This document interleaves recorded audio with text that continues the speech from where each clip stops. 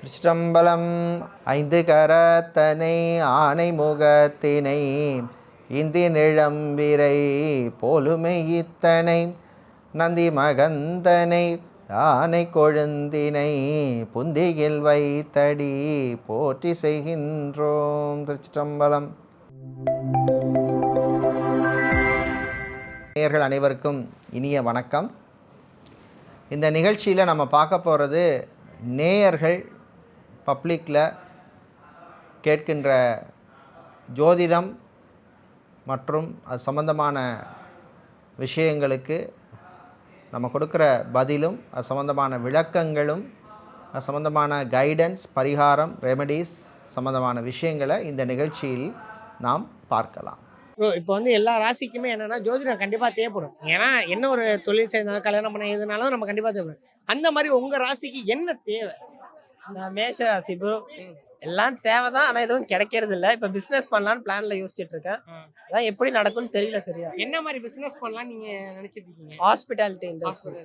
So அந்த hospital சம்பந்த மாதிரி செஞ்சா உங்களுக்கு நல்ல வெற்றி கிடைக்குமான்னு தான் இங்கே கேட்குறீங்க. ஆமாம்.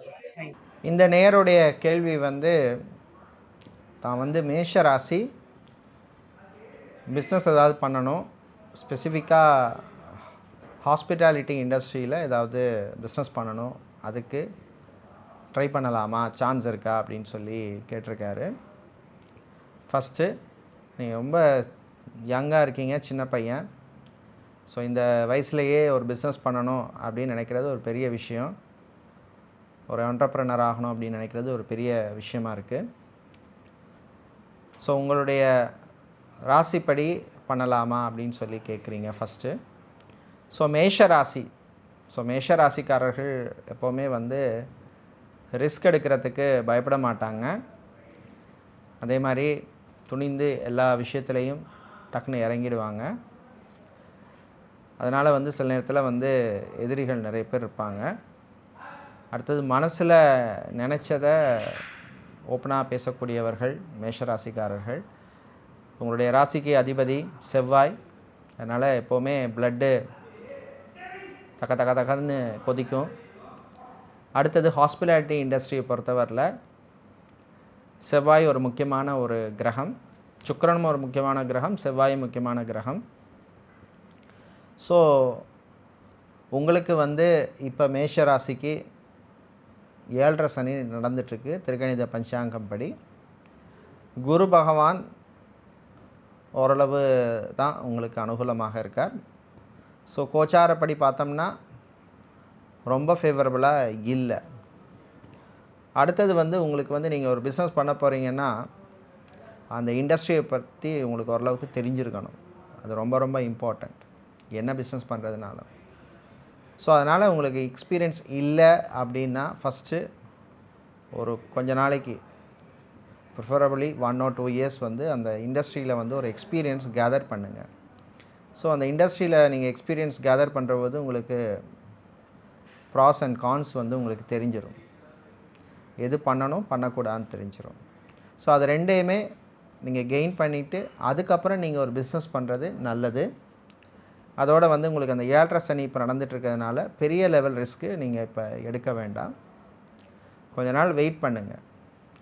அன்லெஸ் உங்களுக்கு ஒரு ஃபைனான்ஷியல் நல்ல பேக்ரவுண்ட் இருக்குது அப்படின்னா பிரச்சனை இல்லை. நான் லோன் வாங்கித்தான் பிஸ்னஸ் பண்ண போகிறேன், இல்லை வெளியிலேருந்து யார்ட்டையும் கைமாற்ற வாங்கி பிஸ்னஸ் போகிறேன் அப்படின்னா கொஞ்சம் கேர்ஃபுல்லாக நீங்கள் ஹேண்டில் பண்ணணும். ஸோ அது உங்களுக்கு நீங்கள் ரீபேமெண்ட் பண்ணக்கூடிய அல்லது இஎம்ஐ கட்டக்கூடிய இதெல்லாம் எப்படி இருக்குதுன்னு பாருங்கள். ஃபஸ்ட்டு நீங்கள் எந்த பிஸ்னஸ் யார் ஆரம்பித்தாலும், ஸோ ஜாதகம் ஜோசியங்கிறது ஒரு சைடு. ஜென்ரலாக ஃபைனான்ஷியல் சைடு பார்த்திங்கன்னா எப்போவுமே அது வீடு வாங்கினாலும் சரி, பிஸ்னஸ் பண்ணாலும் சரி, எந்த லோனுக்கு போனாலும் சரி, அட்லீஸ்ட் 3 to 6 months உங்களுக்கு இஎம்ஐ கட்டக்கூடிய ஒரு இது இருக்கான்னு பாருங்கள் ஃபஸ்ட்டு. அதுக்குள்ளே ஃபஸ்ட்டு அதை எடுத்து வச்சுட்டு தான் நீங்கள் லோனுக்கு எப்போவுமே போகணும். இந்த மந்த் சேலரி வந்தால் தான் அடுத்த மாதம் நான் லோன் கட்டுவேனோ, இல்லை இந்த மந்த் நான் பிஸ்னஸ் பண்ணி லாபம் வந்தால் தான் அடுத்த மாதம் நான் இஎம்ஐ கட்ட முடியும் அப்படிங்கிற ஒரு இதில் நம்ம எப்போவுமே ரிஸ்க் எடுக்கக்கூடாது. ஸோ அதனால் அந்த பேக்ரவுண்ட் அதெல்லாம் பாருங்கள். அது மாதிரி எக்ஸ்பீரியன்ஸையும் கெயின் பண்ணுங்கள். அடுத்தது நான் சொன்ன மாதிரி கிரகங்கள், ஏன்னா தொழில் பிஸ்னஸை பொறுத்தவரையில் சனி ஒரு முக்கியமான கிரகம். ஸோ ஸோ அதனால் இப்போ உங்களுக்கு அந்த திருக்கணிதப்படி 7.5 சனி நடந்துட்டு இருக்கிறதுனால ரொம்ப ரிஸ்க் எடுக்க வேண்டாம். கொஞ்சம் எக்ஸ்பீரியன்ஸ் கெயின் பண்ணுங்கள். கொஞ்சம் வருஷங்களுக்கு அப்புறம் நீங்கள் வந்து ட்ரை பண்ணலாம். ஏன்னா உங்களுடைய சுயஜாதகம் எனக்கு எப்படி இருக்குன்னு நமக்கு தெரியாது. ஏன்னா உங்களுடைய டேட் ஆஃப் பர்த்தோ டைமோ நீங்கள் கொடுக்கல. உங்களுடைய லக்னம் என்னன்னு நமக்கு தெரியாது. ஸோ கிரகங்கள் எப்படி இருக்குன்னு தெரியாது. ஸோ மேபி அது உங்களுக்கு ஃபேவரபுளாக இருந்தால் நீங்கள் இப்போ ரிஸ்க் எடுக்கலாம். பட் வெறும் ராசியை வச்சு நீங்கள் இப்போ ரிஸ்க் எடுக்கிறது அவ்வளவு விசேஷமாக இல்லை. உங்களுடைய ஆசை நிறைவேறத்துக்கு நீங்கள் என்ன பண்ணலாம் அப்படின்னா, பொதுவாகவே சொல்கிறேன், ஜென்ரலாக நமக்கு ஒரு ஆசை இருக்குது, இந்த விஷயம் நடக்கணும் அப்படின்னா ஃபஸ்ட்டு உங்களுடைய ஒரு இஷ்ட தெய்வம்னு ஒரு சுவாமி இருப்பார். இப்போ ஒருத்தருக்கு ஒரு சாமி பிடிச்சிருக்கும், ஒருத்தருக்கு விநாயகர் பிடிச்சிருக்கும், ஒருத்தருக்கு வந்து முருகன் பிடிச்சிருக்கும், ஒருத்தருக்கு பெருமாள் பிடிச்சிருக்கும், ஒருத்தருக்கு சிவன் பிடிச்சிருக்கும், ஒருத்தருக்கு துர்க்கையாக இருக்கும். ஸோ உங்களுடைய இஷ்ட தெய்வத்தை வந்து டெய்லி மனசால் கும்பிட்டுட்டு வாங்க.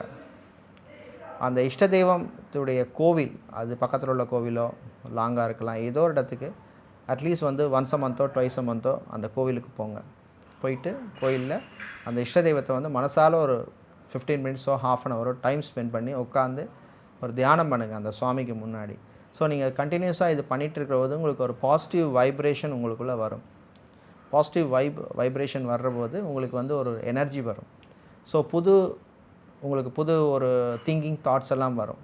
ஸோ வர்றபோது உங்களுடைய ஆசைகள் நிறைவேறத்துக்கான வழியை வந்து ஏதோ ஒரு ரூபத்தில் வந்து உங்களுடைய இஷ்ட தெய்வம் உங்களுக்கு வந்து காட்டுவாங்க. அதனால் வந்து இப்போ நம்மளால் அச்சீவ் பண்ண முடியாத ஒரு விஷயத்தை கூட அச்சீவ் பண்ணுறதுக்கான வழியை வந்து நமக்கு ஆண்டவன் கொடுப்பார்.